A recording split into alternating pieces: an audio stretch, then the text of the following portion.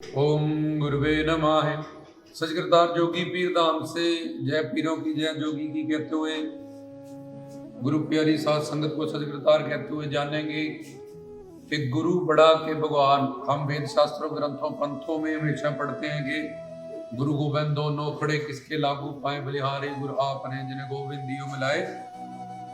गुरु बड़ा के भगवान इस बात पे प्रकाश डालेंगे क्योंकि संत महात्मा लोग कहते हैं कि अकाल पुरख अल्लाह ताला खुदा शिव पिता परमात्मा ही सबसे बड़े हैं। और श्लोक वेदों शास्त्रों ग्रंथों के ये कहते हैं कि गुरु सबसे बड़ा है।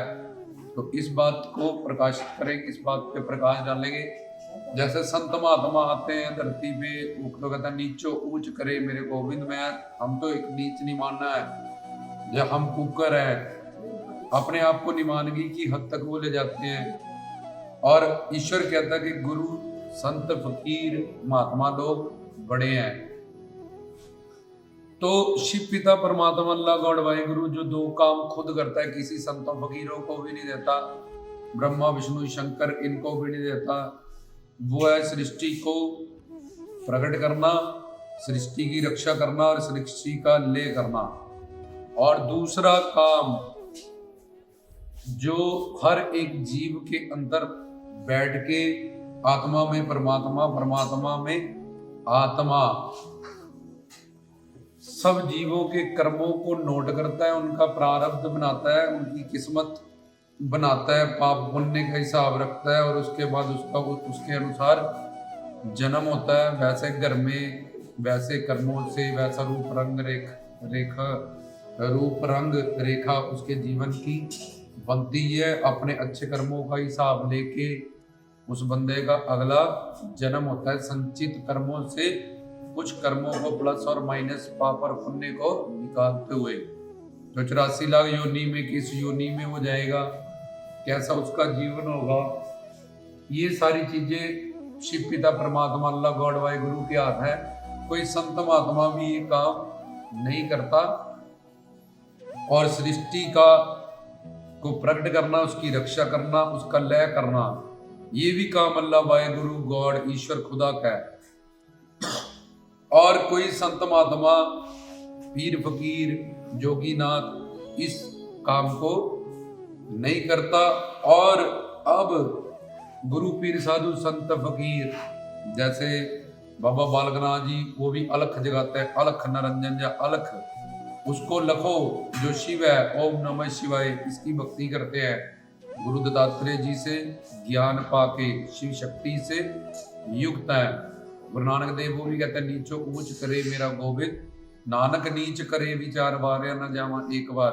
वो भी कहते हैं मैं तो एक नीच नहीं माना हूँ। नामदेव जी कहते हैं मैं तो उसके दर का कुत्ता हूँ, नौकर हूँ। इसलिए वो तो हमेशा अपने आप को नीच नहीं माना शो करते हैं। लेकिन हमने इस बात पे प्रकाश डालना कि गुरु बड़ा है कि भगवान बड़ा है, ये बात क्यों है? गुरु के पास क्या है? गुरु के पास वही सारी तो शक्ति है जो उसको भगवान ने दी है। सत शक्ति मतलब जीवन मरण से वो परे है। चित शक्ति के जो ज्ञान वेदों शास्त्रों ग्रंथों में बताया गया भगवान ने, वो सारी ईश्वरी बुद्धि गुरु के पास है। और आनंद, परमानंद, ब्रह्मानंद, इन दोनों का दान गुरु के माध्यम से ही ईश्वर हमें करता है। उसके पास तो भगवान जो सच्चिदा आनंद स्वरूप है, उसकी ये सारी प्रॉपर्टी गुरु के पास भी है। तो गुरु पहले जब उसने साधना नहीं की थी, दो तरह के अंश पीछे बताया था तुम्हें, अंशी भगवान से अंश होते हैं।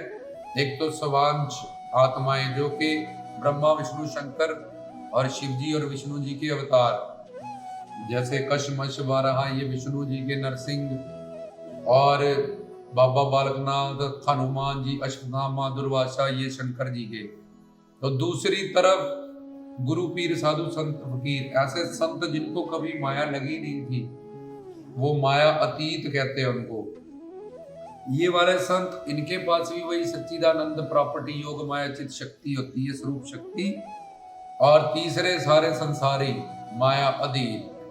अब गुरु जो माया अतीत नहीं था, लेकिन वो माया अतीत संत की शरणागति करके उससे प्रेम शक्ति का उसको दान मिला, स्वरूप शक्ति का, चित शक्ति का, जैसे मीरा, शबरी, फिर कबीर जी, फरीद जी, रविदास जी, इन सबको अपने सदगुरु के माध्यम से, वाल्मीकि जी, तुलसीदास, फिर मीरा, अपने गुरु के माध्यम से इस चित शक्ति का, प्रेम शक्ति का समर्पण करने के बाद अपने बुद्धि को उनके चरणों में ये भिक्षा दीक्षा में ये शक्ति मिली और ये भी माया से अतीत हो गए। लेकिन कभी वो जब पहले माया अधीन थे तो उन पे उनके पास शक्ति कौन सी है?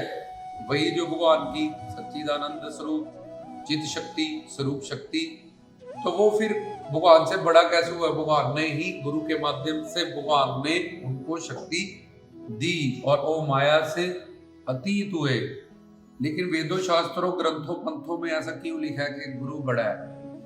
क्योंकि भगवान बड़े बनाए का साथी है। जैसे एक बेटी तुमने बड़ी की, पढ़ा लिखा के, स्कूल भेज के, उसका ध्यान रख के, और एक दिन एक लड़का आया, उससे मंगनी हुई उसकी, उसने पूछा हाँ कितना पढ़े, ये वो सारा कुछ पता किया, रिश्ता जुड़ा, और तुमने 20-25 साल बेटी को पाला, बड़ा किया, ये किया, लेकिन वो एक ही दिन में वो लड़का आया और उसको अपने घर में ले गया, उसकी शादी हो गई उसके साथ। तो वो सारा काम माता पिता ने किया था पहले, उसको पढ़ाने का, ये करने का, वो करने का, लेकिन एक ही दिन में उसकी लड़की से शादी हो ले गया। ऐसे ही भगवान शुद्ध मन वालों को, पवित्र मन वालों को, दिव्य मन वालों को फिर दर्शन देता है और अपने लोक में गुरु के माध्यम से उसको प्रेम शक्ति, चित शक्ति का दान करता है और बड़े बनाए का साथी है भगवान। लेकिन मन को शुद्ध करना, मन को साफ करना और उसको दिव्य बनाना, ये सब गुरु का काम है। भगवान ये काम नहीं करता, ना ब्रह्मा विष्णु शंकर ये काम करते हो। तो कह रहा है भाई मन को शुद्ध कर ले तू, तो फिर मैं उसके बाद मन तेरा जब दिव्य हो जाएगा, तुझे दिव्य दर्शन मैं दे दूंगा और फिर तुझे अपने लोक में, अपने सदगुरु जिनसे भी तुझे ये खजाना प्राप्त हुआ होगा, उनके चरणों में, उस लोक में वास प्रदान कर दूंगा। तो एक तो भगवान बने बनाए का साथी है। जब मन शुद्ध हो जाएगा, उसके बाद दिव्य हो जाएगा उसका, तब उसको उस भगवान का, जब अपने आराध्य इष्ट का दर्शन दीदार होगा, सदगुरु का, उसके भव्य दिव्य रूप का। और दूसरा, ईश्वर माया को जीतने वाली, जिससे हम माया को जीतते हैं, चित शक्ति, रूप शक्ति, जहाँ अंतरंगा शक्ति, जहाँ सच्चिदानंद शक्ति, इसका दान भगवान गुरु के माध्यम से हमें करता है, ना कि डायरेक्ट। उसका ये असूल नहीं है। कृष्ण जी को गुरु माना अर्जुन ने, तब उसको दिव्य दृष्टि दी, पर बाकियों को क्यों नहीं दी कृष्ण जी ने? क्योंकि उन्होंने गुरु नहीं माना। गीता में उसने गुरु माना। इस अगर वो कहता तुम परमात्मा, उन्होंने कहना था गुरु के पास जाओ, और बोले मेरे रिश्तेदार, उन्होंने कहना था गुरु के पास जाओ। इसलिए भगवान ने कहा कि इसके लिए मेरा जो मेरा ही दूसरा रूप है, इसमें मैं परमात्मा हूँ, उसमें मैं महात्मा हूँ, तो मेरे उस रूप से मैं तुम्हें ज्ञान दूंगा, तुम्हें मुक्ति दूंगा, तत्व ज्ञान सुनाऊंगा। और इस प्रेम शक्ति का, दिव्य शक्ति का समर्पण होने के बाद तन मन धन से जब तुम्हारा मन शुद्ध हो जाएगा, तो तुम्हें भिक्षा शिक्षा में ये शक्ति प्रदान करूंगा, दान करूंगा, और तुम्हें फिर मेरे लोक में वास मिलेगा। अब तो एक बात तो ये कि प्रेम शक्ति या चित शक्ति या जिससे माया किसी जप तप हठ पूजा व्रत विश्वामित्र जैसे ऋषि नहीं जीत पाए माया को, इंद्र जैसे स्वर्ग के देवता नहीं जीत पाते हैं, बड़े बड़े फेल हो जाते हैं माया को जीतने में। लेकिन जिन लोगों ने जीता है वो अपने गुरु की शरणागति करके, मीरा, शबरी, रामानंद, परमानंद, कबीर जी, फरीद जी, रविदास जी, उन्होंने अपने गुरु के माध्यम से, गुरु की शरणागति से माया शक्ति को जीतने वाली शक्ति, जो स्वरूप शक्ति है, चित शक्ति, जहाँ सच्चिदानंद शक्ति, योग माया शक्ति कह लो, उसके कई सारे नाम है, विष्णु शक्ति कह लो, शिव शक्ति कह लो, तो उसी से उन्होंने माया को जीता है, ना कि किसी भी जप तप हट व्रत पूजा इस सब से, या किसी तीर्थ से, या चारों धाम की यात्रा करने से, या खुद से ग्रंथ पढ़ने से नहीं। उन्होंने गुरु से तत्व ज्ञान पहले सुना, श्रवण किया, फिर मनन किया, फिर निध्यासन, फिर उसको जीवन में चिंतन करके लाए, फिर उनको साध्य साधक सिद्धि प्राप्त हुई, उनको ये भव्य दिव्य दुनिया में और सच्चिदानंद स्वरूप अपना वापिस प्रदान हुआ। अब दूसरी बात, एक तो भगवान गुरु के माध्यम से ही हमें ऐसी शक्ति का दान करता है जिससे हमारी माया जाए, जिससे हमारी 84 लाख योनियां कट जाए, जिससे आदि दैवी कायत भौतिक आध्यात्मिक माया से मिलने वाले 3 ताप, 3 शरीर, 3 कर्म, 4 दोष, 5 क्लेश, इन सब चीजों से 5 विकार, 5 ऋण से हमारा पीछा छूटे। और दूसरा जो है कि जीव है स्वार्थी, मायाधीन जीव अपना स्वार्थ देखता है, जहां से भी इसका स्वार्थ सिद्ध हो, ये बीवी है, ये बच्चे हैं, ये रिश्तेदार है, ये माँ बाप है, ये कोई और है, तो ये जीव खुद को शरीर जानता है माया के प्रभाव के कारण, और अगर परिवार रिश्तेदारों को अपना स्वार्थ, मतलब स्वार्थ होता है स्वयं, मतलब अब तुम अगर शरीर जानते हो तो तुम्हारा अर्थ हो गया रज तम सत, इन 3 गुणों से बना हुआ व्यक्ति वस्तु, तो तुम उसी में ही 10-12 में घूमते रहोगे, 20 में अपना सुख शांति ढूंढते रहोगे, पर वो मिलेगा नहीं क्योंकि वहां पे है ही नहीं।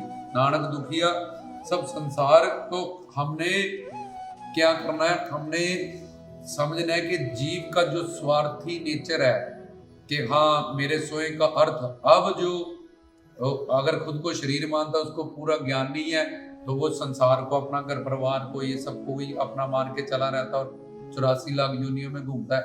लेकिन जो खुद को पहचान गया कि मैं तो एक आत्मा हूँ, मैं कौन और मेरा कौन, मेरा तो परमात्मा ही, हरि गुरु भगवान ही सब कुछ है, तो इस जीव के स्वार्थ होने के कारण उसका जो स्वार्थ है, चाहे वो खुद को आत्मा माने, चाहे खुद को शरीर माने, तो दोनों में ही उसका स्वार्थ जो है वो गुरु से सिद्ध होगा, ना कि भगवान से। गुरु उसके गंदे मन को पवित्र करने में अपना ज्ञान देगा, उसको सुनाएगा, आत्मा क्या है, परमात्मा क्या है, माया क्या है, तू यहाँ क्यों आया, तेरा जन्म क्यों होगा, मरने के बाद तू कहाँ जाएगा। उसके अनंत जन्म से संचित कर्मों से भरे हुए इस गंदे मन को गुरु अपने प्रवचनों से, ज्ञान से, उसको तन मन धन से सेवा दे के धोएगा।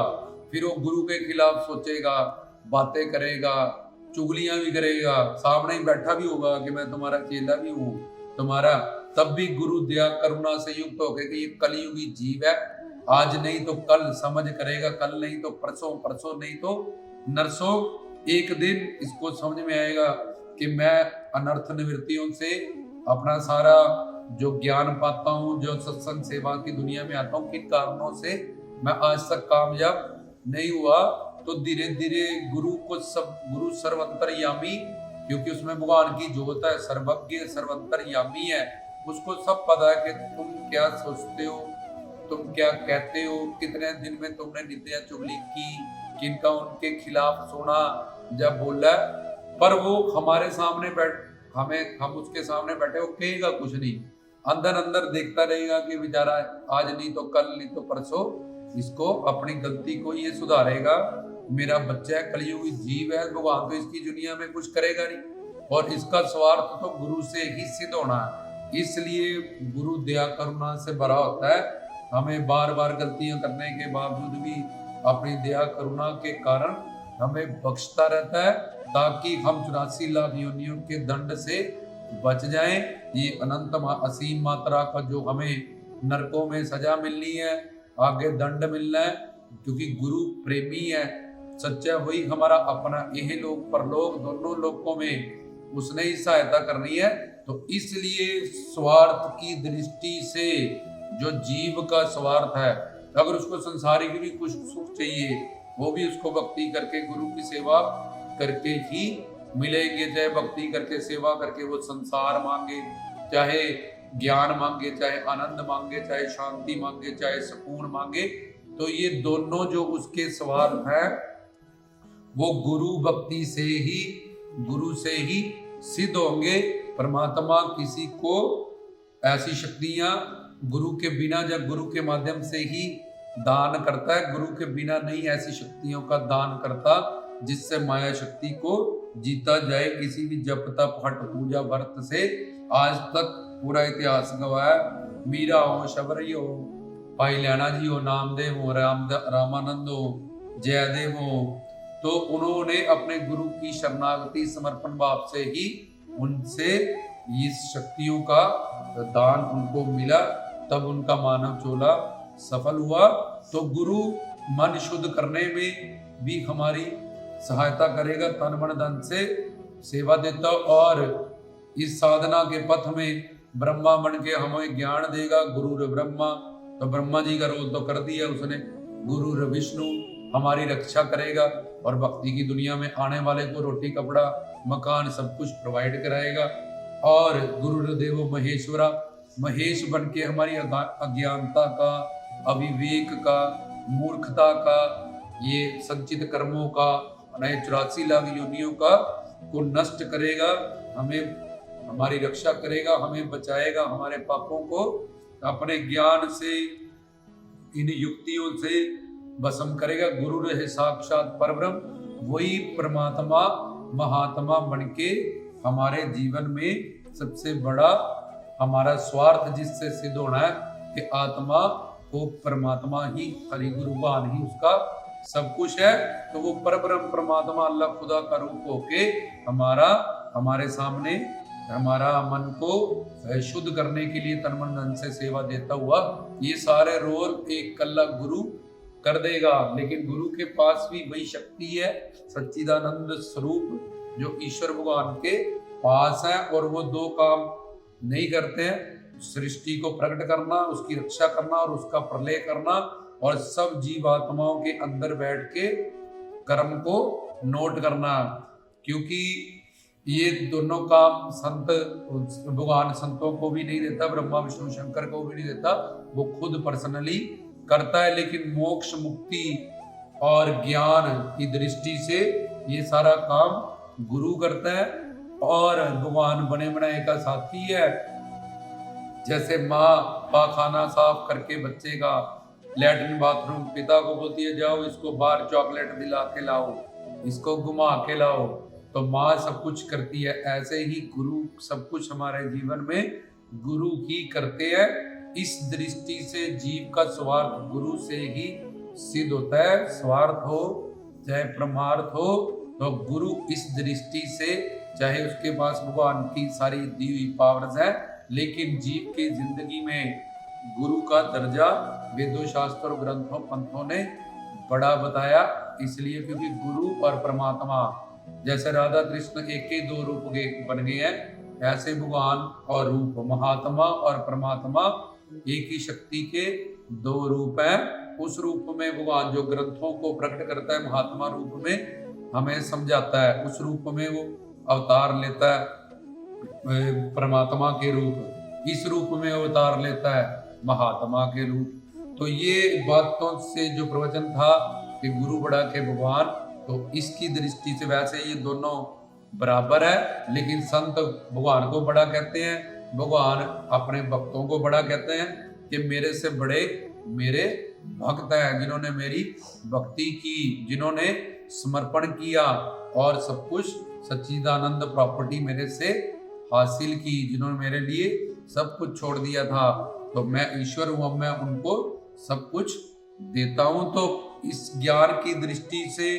और जीव के स्वार्थ परमार्थ की दृष्टि से गुरु बड़ा है, इसलिए वेदों शास्त्रों में बड़ा है। तो ये था, आपको इस बात को क्लियर किया गुरु किस तरह से बड़ा है। रामदास की तरफ से जय जोगी की, जय पीरों की, सजता।